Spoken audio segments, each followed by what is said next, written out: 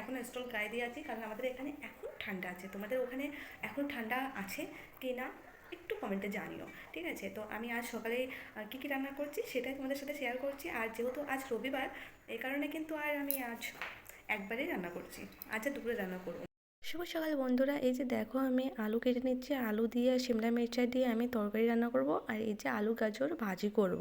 এটা কিন্তু আমার বাচ্চারা খুবই ভালো খায়, আমার ছেলে মেয়ে আমি, আমাদের খুবই পছন্দ। আলু আর গাজর একসাথে ভাজা খুব ভালো লাগে খেতে, ট্রাই করে দেখবে কিন্তু একবার হলেও।